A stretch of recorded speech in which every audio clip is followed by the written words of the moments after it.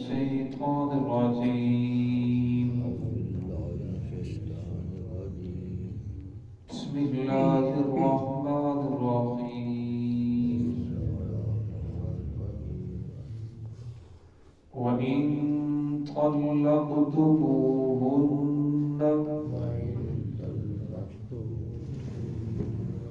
من قبل أن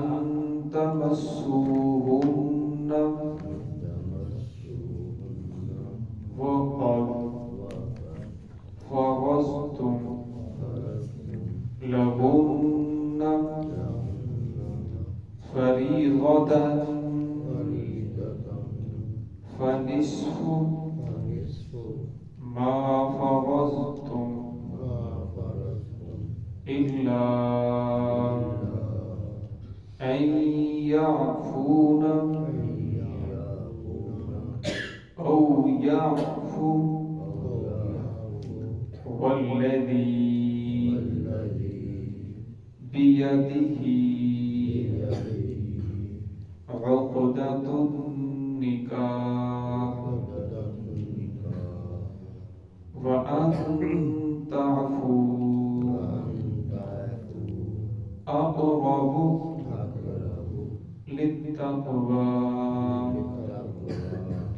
ولا تنسوا الفضل بينكم إن الله بما تعملون بصير حافظوا على الصلوات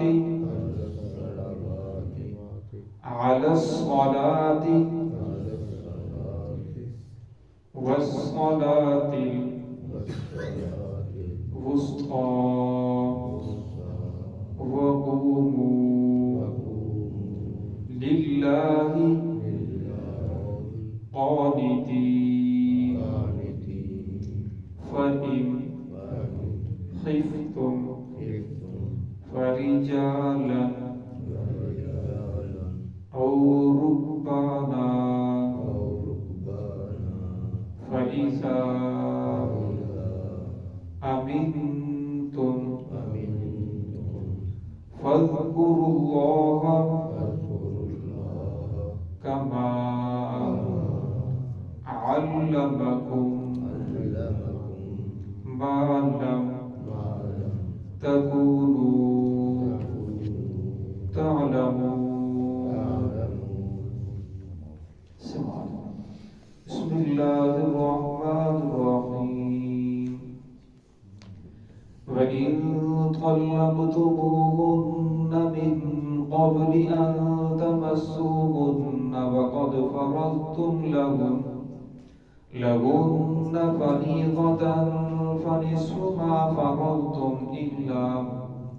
إلا أن يعفون أو يعفو الذي بيده عقدة النكاح وأن تعفوا أقرب للتقوى ولا تنسوا الفضل بينكم إن الله بما تعملون بصير حافظوا على الصلوات والصلاة الوسطى وقوموا لله قانتين فإن خفتم فرجالا أو ركبانا فإذا أمنتم فاذكروا الله كما علمكم ما لم تكونوا تعلمون وإن طلقتموهن और अगर तुम तलाक दो बिन क़ब्ल अन तमस्सूहुन्ना उन औरतों को जिन छूने से पहले वक़द फ़रज़्तुम लहुन्ना फ़रीज़तन बस तहक़ीक़ तुमने उनके लिए महर भी मुकर्रर कर लिया है फ़निस्फ़ु मा फ़रज़्तुम तो निस्फ़ देना पड़ेगा वो जो तुमने फ़र्ज़ किया है इल्ला अन याफ़ूना मगर ये कि वो औरतें मुआफ़ कर दें او یعفو الذی بیدہ عقدۃ النکاح، یا وہ مرد معاف کر دے جن کے ہاتھ کے اندر نکاح کی گرہ ہے، وان تعفوا اقرب للتقوی، اور مردوں کے لیے یہ معاف کرنا تقوی کے زیادہ قریب ہے، ولا تنسوا الفضل بینکم، اور نہ تم بھولو اپنے درمیان فضل کو، ان اللہ بما تعملون بصیر، بے شک اللہ رب العزت تم جو بھی عمل کر رہے ہو دیکھنے والے ہیں۔ حافظوا علی الصلوات والصلاۃ الوسطی، حفاظت کرو اپنی نمازوں کی، والصلاۃ الوسطی، خاص کر عصر کی نماز کی، درمیانی نماز کی، وقوموا للہ قانتین، اور اللہ رب العزت کے سامنے کھڑے ہو جاؤ فرما برداری کرتے ہوئے، فَإِنْ خِفْتُمْ فَرِجَالًا، اگر تمہیں خوف ہو، فرجالن تو کھڑے ہو کر بھی پڑھ سکتے ہو، اور رکبانن یا سواری پر سوار ہو کر بھی پڑھ سکتے ہو،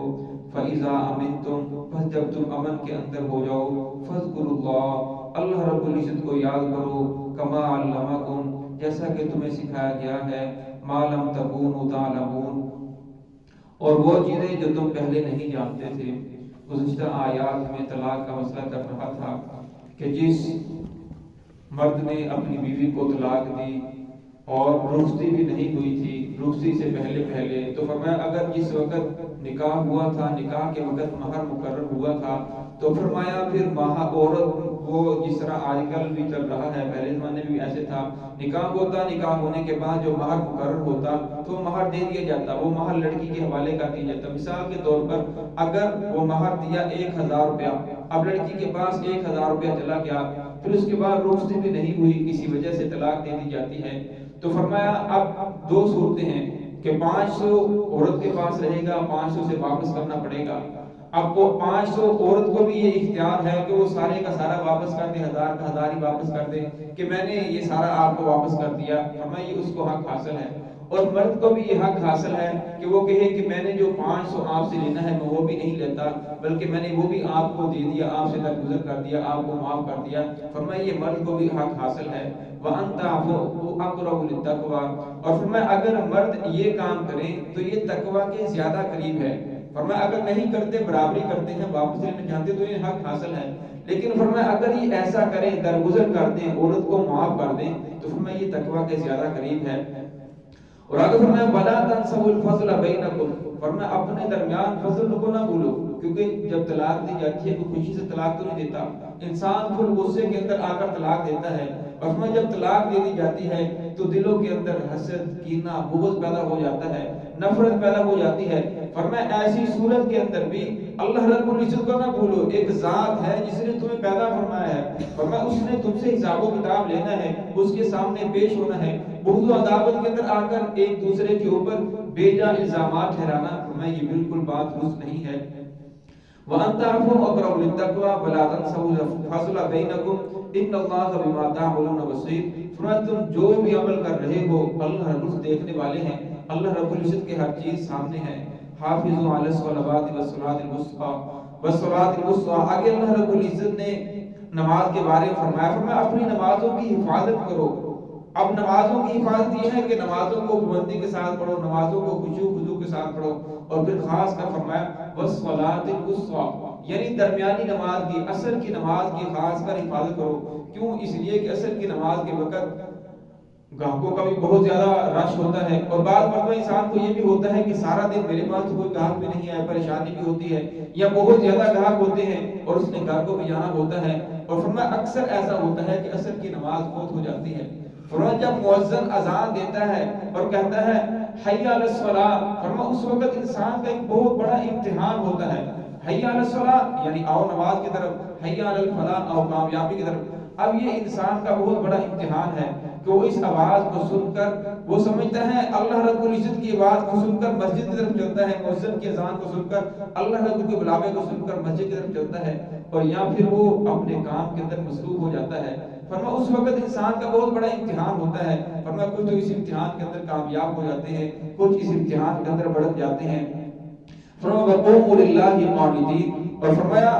نماز قائم کرو اللہ رب العزت کے سامنے فرما برداری کرتے ہوئے اعتدال کے ساتھ. فَإِنْ خِفْتُمْ فَرِجَالًا فرمایا اگر تمہیں خوف ہو کہ تم نماز نہیں پڑھ سکتے, دشمن کا خوف ہے, فرمایا پھر بھی تم چلتے چلتے نماز پڑھ لو. اور فرمایا اگر تم چلتے بھی نہیں, سواری کے اوپر سوار ہو رکبان, فرمایا پھر تم سواری کے اوپر سوار ہو کر نماز پڑھ سکتے ہو. عبادات کے اندر نماز ایک ایسی عبادت ہے جو کسی حالت کے اندر بھی معاف نہیں. فرمایا اگر آپ کھڑے ہو کر نہیں پڑھ سکتے بیٹھ کر پڑھ لو, بیٹھ کر نہیں پڑھ سکتے لیٹ کر پڑھ لو, رکوع سجدے کے اوپر قادر نہیں ہے تو اشارے کے ساتھ پڑھ لو. فرمایا جس طرح پڑھ سکتے ہو اس طرح پڑھ لو. اگر دشمن کا خوف ہے تو دوڑتے دوڑتے نماز پڑھ لو. اگر دوڑتے ہوئے بھی آپ کو فرمایا کہ آپ سواری کے اوپر سوار ہو, پھر اللہ نے فرمایا اور رکبان, سواری کے اوپر سوار پڑھ لو. جس طرح پڑھ سکتے ہو اس آسانی عطا فرمائی ہے, لیکن قرآن نماز کی حالت کے اندر بھی معاف نہیں ہے. فَإِذَا أَمِنْتُمْ فرمایا جب تم امن کے اندر ہو جاؤ تو پھر ویسے ہی نماز پڑھو. اللہ فذکروا اللہ,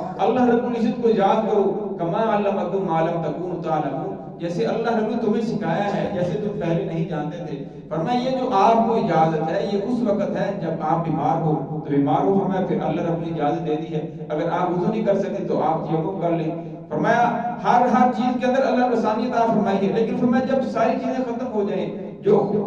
خوف ہے وہ امن کے اندر تبدیل ہو جائے, بیماری ہے تندرستی کے اندر تبدیل ہو جائے, تو فرمایا اگر آپ کے پاس کپڑے نہیں تھے اللہ رب نے آپ کو کپڑے عطا فرما دیے, فرمایا پھر ویسے نماز پڑھو جیسا کہ تمہیں سکھایا گیا ہے, جیسے تم پہلے نہیں جانتے تھے. تو ہے کہ اللہ رب العزت ہم سب کو 5 وقت کی نماز بندی کے ساتھ پڑھنے